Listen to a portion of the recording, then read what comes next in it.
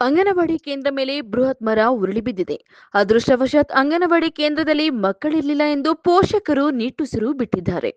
ದೊಡ್ಡಬಳ್ಳಾಪುರ ನಗರದ ಹೊರವಲಯದ ಪಾಲಜೋಗಿಹಳ್ಳಿಯ ಜೆಪಿ ನಗರದಲ್ಲಿ ಅಂಗನವಾಡಿ ಕೇಂದ್ರದ ಮೇಲೆ ಇಂದು ಬೆಳಗ್ಗೆ 9ರ ಸಮಯದಲ್ಲಿ ಬೃಹತ್ ಮರ ಬಿದ್ದಿದೆ.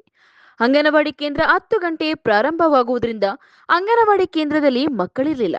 ಒಂದು ವೇಳೆ 10 ಗಂಟೆ ನಂತರ ಬಿದ್ದಿದ್ದರೆ ಭಾರೀ ಅನಾಹುತವೇ ಸಂಭವಿಸುತ್ತಿತ್ತು.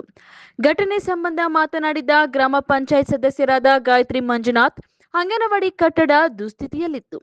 ದುರಸ್ತಿ ಮಾಡುವಂತೆ ಮನವಿ ಮಾಡಲಾಗಿತ್ತು. ಮರದ ಕೊಂಬೆಗಳನ್ನು ಕತ್ತರಿಸುವಂತೆ ಕೋಡಿಗೆಹಳ್ಳಿ ಗ್ರಾಮ ಪಂಚಾಯತಿಗೆ ಮನವಿ ಮಾಡಲಾಗಿತ್ತು. ಮರದ ಕೊಂಬೆಗಳನ್ನು ಕಟಾವು ಮಾಡದ ಹಿನ್ನೆಲೆ ಮರ ಉರುಳಿ ಬಿದ್ದಿದೆ ಎಂದರು. ಅದೃಷ್ಟವಶಾತ್ ಮರ ಬಿದ್ದ ಸಮಯದಲ್ಲಿ ಮಕ್ಕಳಿರಲಿಲ್ಲ.